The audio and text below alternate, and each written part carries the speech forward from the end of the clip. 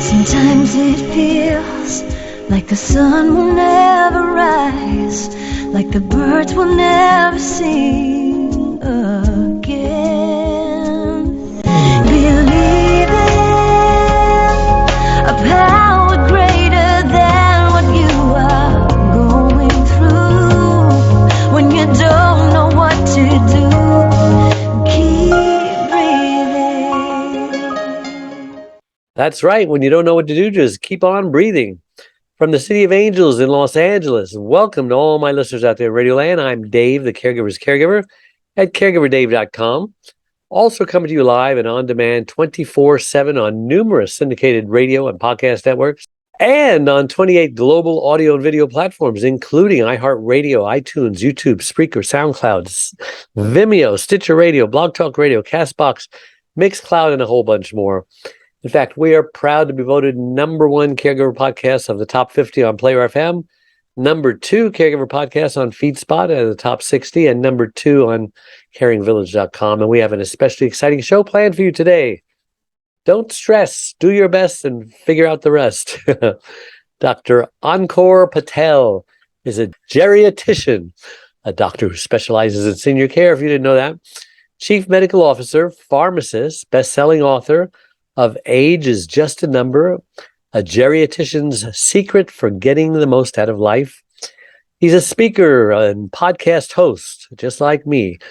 He has more than 13 years' experience in caring for the elderly in multiple settings. His experience lies in innovative approaches to advancing quality of life, decreasing the cost of care, and he has won numerous awards and has spoken at various national conferences, universities, community gatherings, and corporate events. He is always eager to touch more lives and share his knowledge with millions of people to impact them for their good. And his insights and now can be found in his book, as I mentioned. These charities are dedicated towards making the senior citizens benefit in various ways. But before we get started, I do want to take this moment to thank my last week's guest, the Right, W-R-I-T-E, Way to Self-Care, author of You're a Caregiver, Not a Saint, Lori Ramos. And just a reminder, you can watch or listen to that interview and all our interviews on our membership website, caregiverdave.com, or any of the other 26 global networks that I mentioned earlier. Okay, enough of that. Ankur, welcome to the Caregiver Dave Show. We're so excited to have you on. Thank you, David. Thank you for having me. Hey, it's our pleasure. I always like to ask my guests just who is Ankur Patel and why was he placed on this earth? So I'm Ankur Patel. My friends called me CIA, not because I'm so smart to be an intelligent agency, but I was born in Canada. I grew up in India, and now I'm in America. That makes me Canadian Indian American, CIA. Wow. But yeah, what my passion is or purpose of my life is I'm a geriatrician who cares for the elderly population. And I always feel I was inspired by my grandmother, who lived till the age of 93, and she had no chronic condition and she was on zero medication. Yeah. And when I see my patients every day, I always feel like what I can do that they can live a good quality of life, like my grandmother, and not just quantity. And when we talk about, aging population that I take care of, a lot of people forget that caregiver are equally accountable and responsible in the care.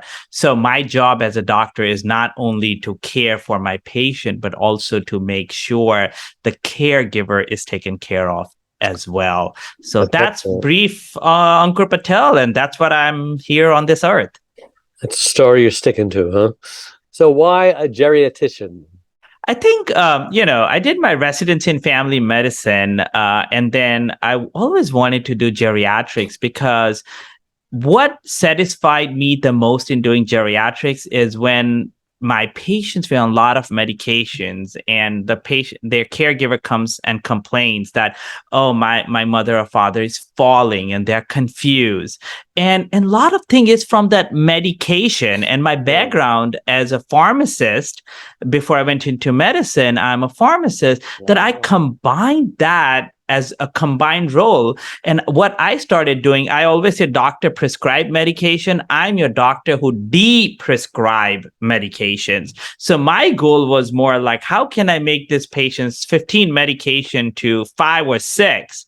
And make sure that they have a better life. And all of a sudden I started doing that. And I see the patients in a nursing home who was sleeping 24/7 is now up, walking, playing bingo in the recreational area.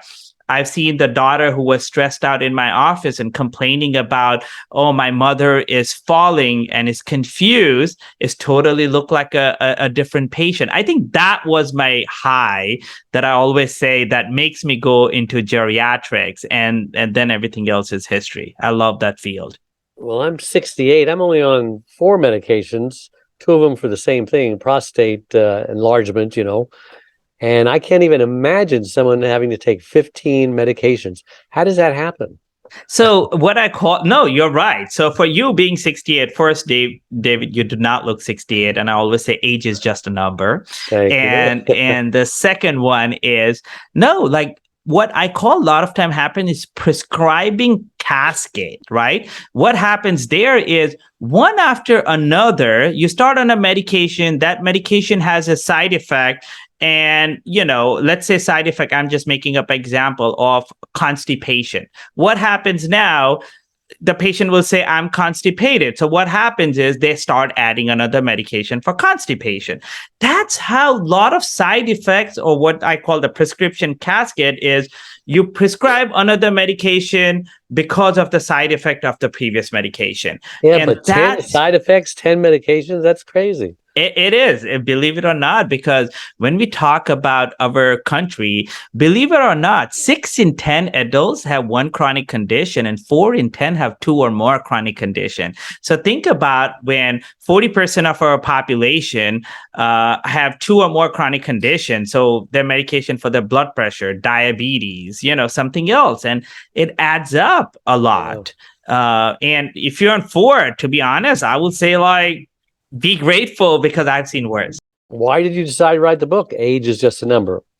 And I think that's where I go back to, America is aging and so is the world. And 10,000 people in America turn 65 every day. How I mentioned before, 6 in 10 has one chronic condition like diabetes, hypertension. 4 in 10 has 2 or more chronic condition like diabetes and hypertension. And life expectancy has been increasing. But I said you have a quantity of life, but do you really have a quality of life? Yeah. Right. And that's where quality has not been increasing, I think. And absolutely. So that's where there are two main audience that I wanted to write the book for. Is it's never too late to get healthy. There are habits that you can change now and not wait till 10 years from now. People say that I'm 78, I'm too old to change. No, it's never too late to change a habit. And another thing is caregivers, because they are the one who are more stressed out in my clinic. So I used to give them, and actually caregivers were the one who gave me the idea to write this book, that Dr. Patel, you're giving all this great information out. Can you just write a book? And I'm like, You know what? Yeah. And so what I did in each chapter, there are 23 chapters in the book, but each chapter has a caregiver tip. What caregiver can do for dementia, what caregiver can do for fall, what caregivers can do if patients is on a lot of medication. So that was the whole goal, that use it, read it one time, and then for future, use it as a reference book, that keep it at your bedside and use it as a reference book. So this is a caregiver book, because our audience are mostly burned out caregivers. And, you're right. Behind every person that needs care is a caregiver, a quiet caregiver, a silent caregiver, one who doesn't complain, but is often neglected. Everyone asks, well, how's your patient, as opposed to, well, how are you? How is the caregiver? Yes, absolutely. 30% of them die before the caregiver does, and upwards of 50% become sicker than the caregiver, than the one they're caring for, rather, and become hospitalized and need a caregiver of their own eventually. So, it's a serious problem. So let's talk about burnout, which is the big problem for caregivers. You talk about things that affect chronic issues. Burnout is a chronic issue, and it's stress related. It's because people don't know how to put their needs first. They don't know how to ask for help. They don't know how to put their oxygen mask on first. So why don't you talk about burnout and the effects of that on a caregiver? Yeah, I always tell, Dave, when I see like hundreds of caregiver cry in my office, and I always believe in is healthy caregiver equals to healthy patient. Sure. I have never seen a patient who was doing well and the caregiver was healthy. The patient does good because the caregiver is involved so much. And I always say if the caregiver is not physically and mentally healthy, how they will take care of their loved ones. That's right. And I always say that there are a few tips that you can do to prevent, and a lot of those burnout are preventable. And what number one, what you mentioned is ask for help, right? Caregiving often feels like they got it, they have it under control, they do not need help, they don't want to stress out rest of the family. And I always tell them it, and then sometimes they'll come and say, Dr. P, oh, my family is not helping. But I always ask, like, did you ask for help? Right? That's important. And sometimes we have to be honest. We all need help. And you have to take care of your own health, because caring for your health is not a luxury. It's a necessity. That's right. And that's what I say. Number one is ask for help, right? But number two on my list, which what I have seen is this big elephant in the room. Talk about goals of care. This is where I've seen family torn apart at end of life. This is where I have seen family divided. And that's where nobody wants to talk about it. Nobody has no idea what mother or father wants when the time comes. And I always say that when you are not that sick, you make decisions from your mind. When you are really sick and see your loved one on end of life, you make decision from heart, and you are making emotional decisions that time. So I always say is have, and we can definitely talk more about the goals of care. Well, and I'm sure along with that, you are a firm believer of advanced directives. Oh my God. Living wills. Yes. Talk about that. So exactly. So what I always say is have that family meeting, the big elephant in the room that everybody wanted to avoid, but it's very important to have. We all know that, let's say our loved one has dementia or some kind of sickness, and it might last 5 years, 10 years. All my patients, I'm proud to say 100% of my patients have advanced directives. And the reason is when that time comes, I can sit with the family, all the family members, because I've seen those family break apart during this time.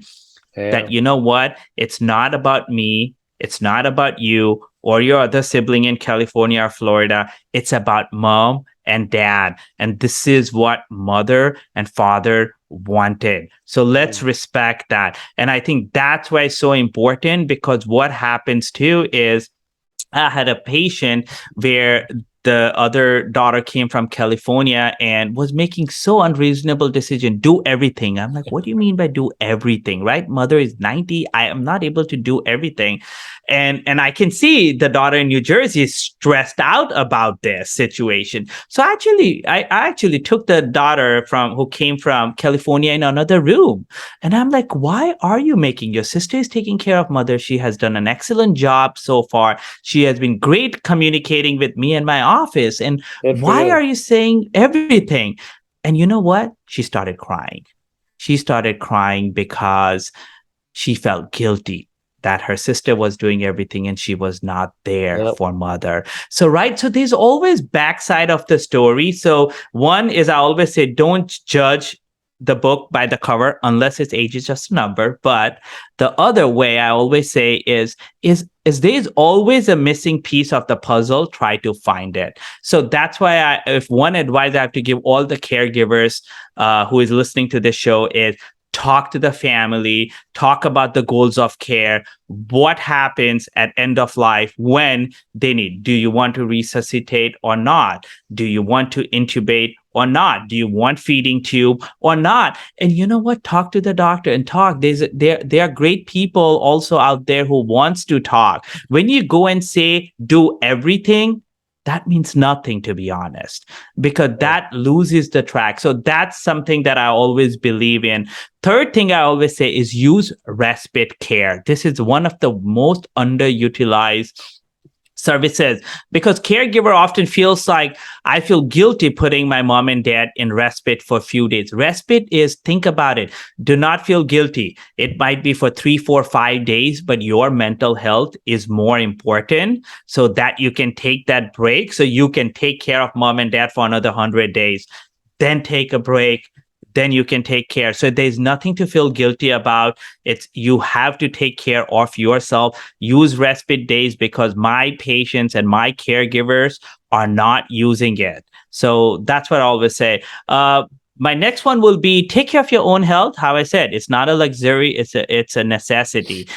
Little tips that I always give my patient is, let's say, drinking water and staying hydrated, drinking 64 ounces of water a day and staying hydrated. You don't need to leave your house. You can still do when you are home. Walking 10,000 steps, you can walk, go up and down your stairs, right? Those are the little things you can do even you are home, taking care of your loved ones, right? So take care. Eating healthy diet, or trying to avoid eating junk food, right? Because again, all those things piles up. These are the things that I'm telling you that you can do it at home. And last thing I always say is, my favorite song from Frozen is Let It Go, right? Let it go. Don't take it personally. Let it go. And don't take it personally. Sometimes, your loved one has dementia. They have emotional problems. Your siblings might be feeling guilty for not being there to help you, right? There's multiple factors that somebody will react to you for something. Do not take that personally. They are just going through stress. I always say, it is okay. Do not take that personally. And just during a stressful day, stay positive, use humor. And at the end of the day, what I always tell my caregiver is, don't stress, do your best, and forget the rest. Yeah. So a lot of these caregivers are under the stress because, in addition to everything else, now they're getting pressure from their jobs, pressure from their boss. Hey, you don't have your mind on your job. What's going on at home? And maybe they haven't even shared with their boss what's going on, that they're a caregiver, that they have a loved one they're caring for. What advice do you have for employees to share with their employers? And what advice do you have for employers who may not even know what their employees are going through? Thank you, Dave, for asking me that question, because I'm the one who fills out those FMLA forms, right, for the patients and the caregiver. But here's the thing: what I say is, I actually make a point in all my talks that I give. I go out of my way to do that, because especially corporate talks where there are executives who actually can make an impact. So here's the thing that listeners who are listening who has. Nobody understands what a caregiver goes through until you are one, right? So if you have not gone through, be grateful for that. It's a very stressful thing. Caregiver burnout is real. And that employee that you have might be your best employee. They are just going through a tough time. Please, be innovative and think outside the box for that employee.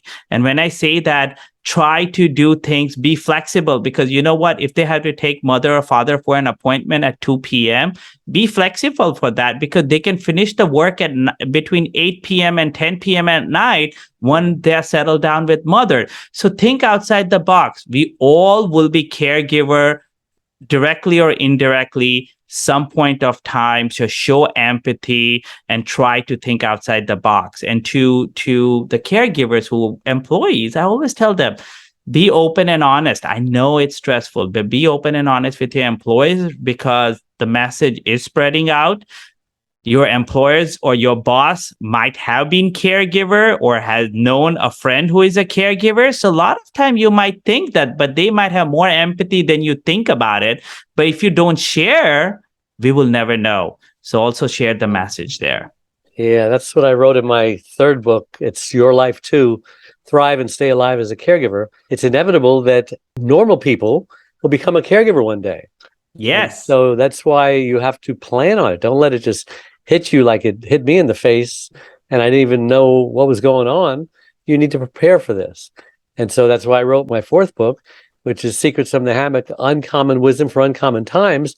It's talking to everybody, not just caregivers, because everybody will eventually need a caregiver or become a caregiver. Absolutely. So let's talk about your podcast, Keep Up with Pace. So Keep Up with Pace. So PACE is Program of All Inclusive Care for the Elderly.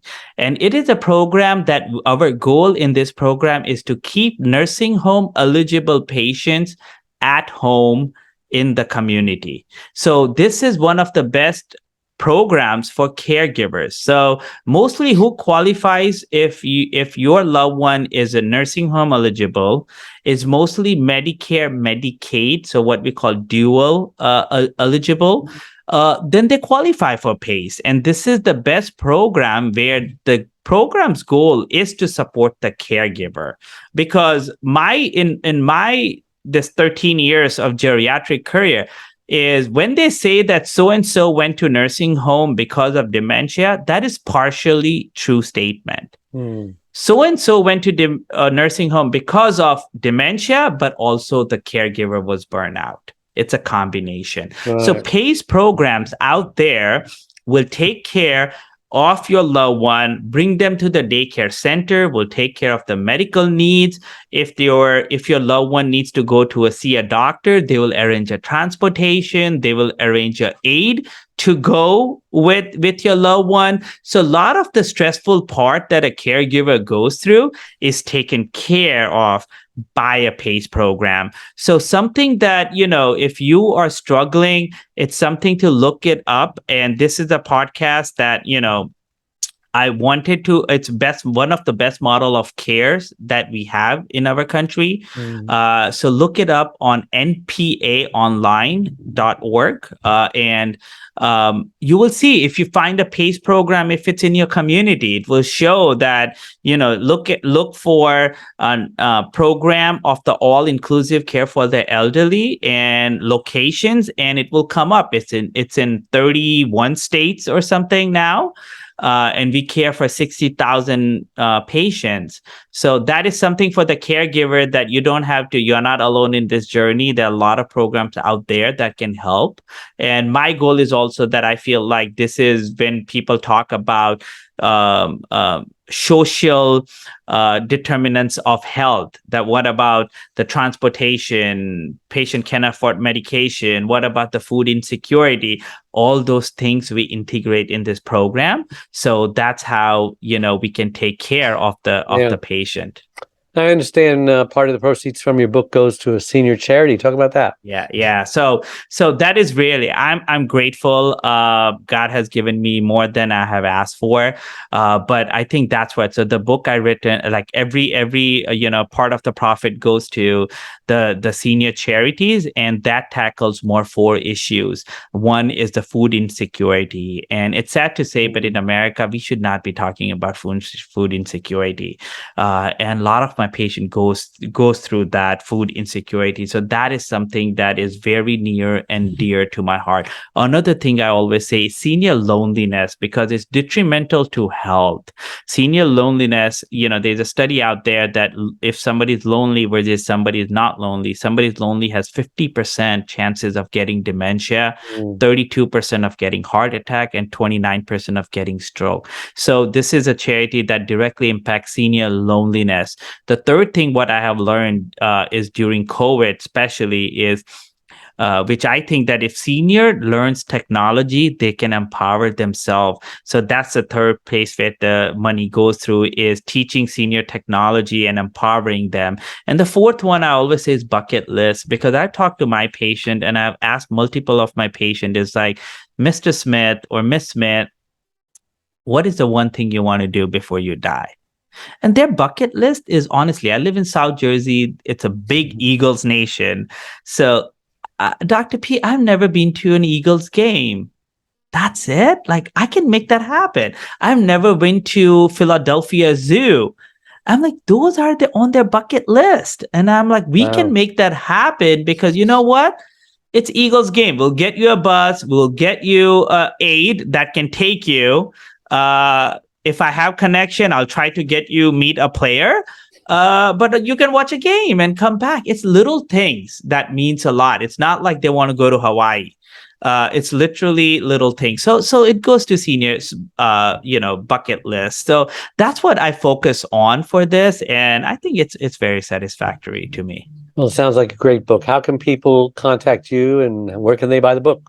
So you can always contact me. Go to my website is drankurpatel.com, DRANKUR Patel, PATEL.com. And my book is found on Amazon. So if you just go to Amazon and search for Age is Just a Number, Dr. Patel, it's the first 2 or 3 books that will come up. And please help, because more book you buy, more I can benefit the charities. Yeah. Good for you. I can't believe how fast our time has gone today. Thanks so much for coming on the show. And remember that all our live shows become recorded pod and video casts on your favorite platforms. You can purchase my #1 newly released book, Secrets from the Hammock, Uncommon Wisdom for Uncommon Times. A great book that's changing lives all over the world, available wherever books are sold, and my website, caregiverdave.com. It's a free membership support community with lots of tools, resources, and free gifts. And check out my Facebook page, caregiverdave.com, a community of 34,000 caregivers. By the way, do you have a Facebook page, Doctor? Yes, I do. If you go Facebook and look for Dr. Ankur Patel, it's the one that comes up. All righty. So I would encourage everyone to click or like the follow button on whatever platform you're watching or listening to this interview, because it helps us reach even more caregivers by improving Google's search engine algorithms. And thanks to all my listeners out there all over the world for tuning in every Wednesday and making us the #1 caregiver podcast on the internet. So until next week, same time, same channel, may God richly bless you all. Bye-bye. Bye-bye. I'm Dave Nasani. My 4th book, Secrets from the Hammock, Uncommon Wisdom for Uncommon Times, is a #1 bestseller on Amazon. As a young boy, I was told I possessed an unusual amount of wisdom for my age. As a young man, I found myself counseling friends and older family members whenever they needed answers to their problems. Then at 21, I read the Bible for the very first time and learned how King Solomon asked God for wisdom instead of riches, yet he received both. I was so impressed that I too asked God for wisdom. Soon after, I discovered when lying on my hammock, I would receive wisdom from God.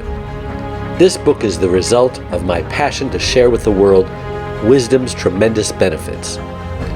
Join me as I reveal practical aspects of wisdom for the mind, body, and spirit. 31 lessons I learned from God that can change your life. Available in hardcover, Audible, Kindle, and paperback, wherever books are sold. I've spoken all over the country and London, and am available to speak at your event. Contact me at hammockwisdom.com.